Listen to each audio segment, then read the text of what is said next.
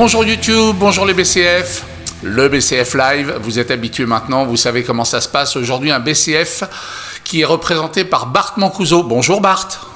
Ah, buongiorno signore Bull. J'ai plaisir à te voir dans un Progetto. Progetto que tu maîtrises depuis un petit moment, je crois que ça fait un moment que tu l'as celui-là le premium. Hein. Ouais, ça fait un peu plus d'un an. C'est une bonne petite machine qui au départ, je t'avouerai que du coup, à force de le voir contre moi, je commence à en avoir un petit peu marre. Donc je me suis auto-forcé la main pour aller le chercher et franchement, j'en suis absolument pas déçu. Super machine en médium. Et on se refait pas, je t'ai connu joueur de TD et là, dès le début de la game, tu prends une position très TD dans les buissons. Je te cache pas, donc quand tu regardes la compo ennemie, donc déjà il y a quand même quelques lourds, mais il y a quand même une grande composition de med. Donc je me suis dit forcément avec mon med, je vais me mettre côté med. Maintenant j'ai le T54 qui est déjà parti comme une balle, donc je me dis ça sert à rien de lui courir derrière, parce que tant qu'on n'aura pas pris le point haut là en H9, on n'aura pas visuel. Donc là, je me mets en soutien, puis j'attends de voir en fait. Surtout qu'au niveau de la ville, donc il n'y a qu'un seul VZ qui est rentré, l'IS6 rentrera un peu plus tard, mais les autres n'ont pas poussé. Donc je me dis, ça sert à rien que j'aille de l'autre côté, autant rester de ce côté-là, en soutien, et puis on va voir ce qui se passe. Ouais, d'autant plus que les chars adverses n'ont pas été tous spotés, donc il doit y avoir une tripotée de médium en soutien sur la presqu'île. Voilà, ça commence à s'éclairer, le P44 on ne le voyait pas, et le LT432, ouais, effectivement le sud est chargé. Le sud est chargé et le petit Progetto qui est arrivé donc au tout départ, il s'en est mis une petite au niveau du middle quand il a passé la tête au-dessus de la voie ferrée, et donc du coup il a back à Mach 12, il est venu se mettre à côté de moi, c'est celui à 1197 hein. Donc du coup je me suis dit non, on va rester là, on est vraiment bien. Donc dans un premier temps je me suis mis là en soutien, et c'est là où mon petit tireur, je sais pas qu'est-ce qu'il me fait que des conneries parce qu'il vendange tous ses tirs. Sur la ville, tu es confiant à ce moment-là, avec les tiens, là, le T26, IS3, IS7? Alors, dans un premier temps, oui, parce que il y a quand même les lourds, donc ils sont d'un premier rideau. J'ai quand même des bourrasques en deuxième rideau, et au pire des cas, donc j'ai des TD qui sont en mesure de pouvoir tourner les tubes pour pouvoir apporter, on va dire, le soutien sur les lourds. Donc, je me focus vraiment sur la partie des nets. Ah, ça y est, tu commences à scorer, là. Voilà, c'est un peu le souci, c'est que dans tous mes premiers tirs sans vendanger, et c'est un peu compliqué. Je me dis, ça va être encore une partie pourrie, quoi. Tu loques pas beaucoup tes cibles, toi, hein? Non, c'est un peu côté TD où je lock pas en fait. Ouais. Malheureusement là, quand ça commence à aller un peu trop vite, c'est là où je vendange un peu trop, quoi. Ouais. La main un peu tremblante aussi, on sait jamais. La sueur qui commence à dégouliner, le vendu. Ce petit tremblement qui fait que tu sais que tu vas louper ton tir. Exactement. Donc j'évite à chaque fois de tirer mes trois pour au moins essayer d'en garder un, sauf bien sûr, encore une fois, on veut assurer le kill pour apporter un soutien ou vraiment tomber le canon comme il faut, quoi. Alors dis donc, excuse-moi, je suis en train de voir que tu es équipé filet bino. Je dis souvent que les Italiens sont extrêmement agiles en filet bino, on ne croit jamais. Le troisième équipement, c'est quoi? C'est Ventilo. Ventilo. Ouais. C'est vrai qu'il est quand même relativement précis. C'est vrai, ça, il peut être utilisé aussi bien comme un char de rush comme dans un char de soutien. Donc du coup, là, dans un premier temps, on va le voir, on va dire vraiment comme en mode soutien, c'est-à-dire en mode limite TD en fait. Et on va le voir dans la deuxième partie, on va dire de la partie, parce que là, donc du coup, hormis le Pantera qui reste là, qui est en train de prendre tarif, donc par les RHM, par le Progetto, qu'il n'y a plus que 400 PV, on se met à reload en sachant que grosso modo on enlève 220-230 par HP par Pello, et on va laisser le chercher tranquillement afin de libérer toute la colonne 0. Ah, puis j'ai vu que le Scorpion là, ça valait le coup de lâcher les 3 obus. Hein. Voilà, il y avait à peu près 750 donc tant qu'à faire, ça coûte pas plus cher de bien manger comme disait le grand Aimé Jacquet à la grande époque. Donc voilà, ligne 0 donc nettoyée, et donc là je vais venir demander un petit soutien au petit Lorraine qui est derrière. Donc deuxième char à barrier pour venir, donc voilà, donc me filer un petit coup de main pour pousser du coup en ligne 0, parce que quand on voit ce qui reste en place, tout a été spoté de l'autre côté de la map. Alors c'est bizarre parce qu'on se retrouve à un moment de la partie où vous avez plus de chars, mais ils ont plus de points de vie.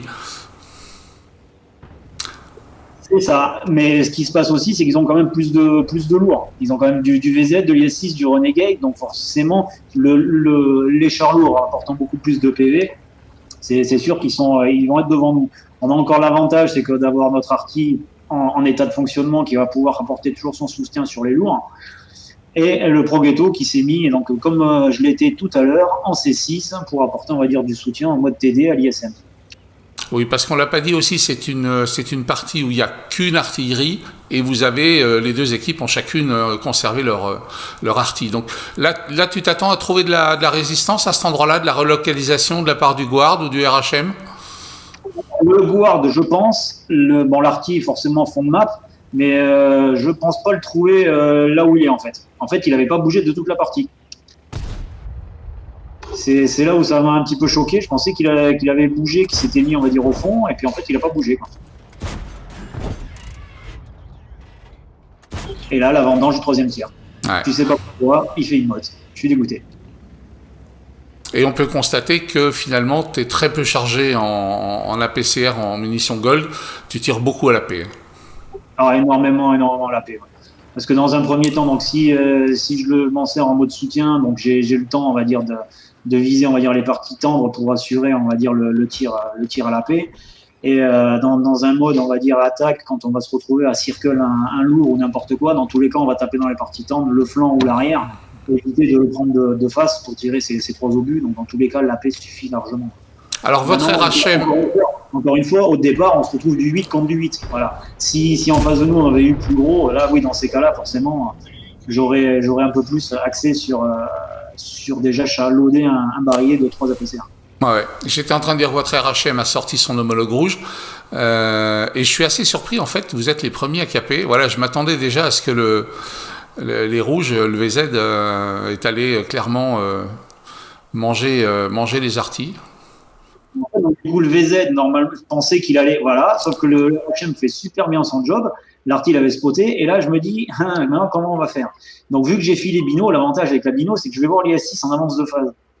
Je vais demander, pour surtout ne pas tirer, je vais demander au Lorraine de le taper, voyant que le Lorraine ne fait rien, et pour éviter qu'il vienne me spotter, je vais le traquer, et je vais faire que ça, faire des tirs pour le traquer, pour essayer que le Lorraine fasse son job derrière, de le finir, en fait. Bon, quand je vois que du coup il y a un Renegade qui fonce, je me dis bon là, voilà, il n'y a plus 50 solutions, il faut que je continue à les traquer parce qu'on est à 10 secondes de la gagner. Donc on va continuer à essayer de taper. Ah, dommage, je suis spot. 4 secondes, on recule. Et là, je comprends pas pourquoi le Renegade il tire pas. Et tant pis pour lui. Il a tiré trop tard en fait. Trop tard. Donc on s'est retrouvé quand même à faire un bon binôme avec le Lorraine, parce que bon, du coup, je traquais, il terminait, l'arty pouvait taper, et l'avantage donc des binos, c'est que du coup, je les voyais, eux ne me voyaient pas, et on pouvait continuer à caper. Félicitations, en tout cas une belle victoire. On regarde le tableau des scores tout de suite. Écoute, maîtrise classe 2 là-dessus. Petite maîtrise classe 2, ouais, donc de 2800 de dégâts, 5 kills au compteur. Un peu déçu de ne pas avoir le 6e en sortant le guard, en tapant une motte, mais bon, après, c'est la fois, t'as pas de chance. Donc, ouais, bonne petite partie. Donc, dans un premier temps, en mode un petit peu statique, soutien, et dans un deuxième temps, on pousse pour les caper. Donc, voilà, deux différentes facettes pour de jouer la machine, quoi. Ok, le team score maintenant. Écoute, le team score, c'est pas mal du tout. T'es 3e en dégâts. Et 2e au niveau de l'XP. Tu as fait mieux que représenter le clan là, hein. C'est vraiment excellent. Bonne petite partie. Et puis bon, l'avantage aussi, c'est que le Lorraine aussi a fait son job dans le binôme qu'on a pu faire dans la deuxième partie de la game. Ça s'est super bien passé avec lui, nickel. Alors je note quand même que tu es a priori quelqu'un de délicat, parce que je constate que tu fais en XP, tu fais 2e derrière Stevie Wonder. Ah ouais, d'accord. Bon, écoute, pourtant il n'en a pas loupé une. Quoi. Pourtant, il a blind beaucoup. Ça doit être ça, ouais. Il a blind beaucoup.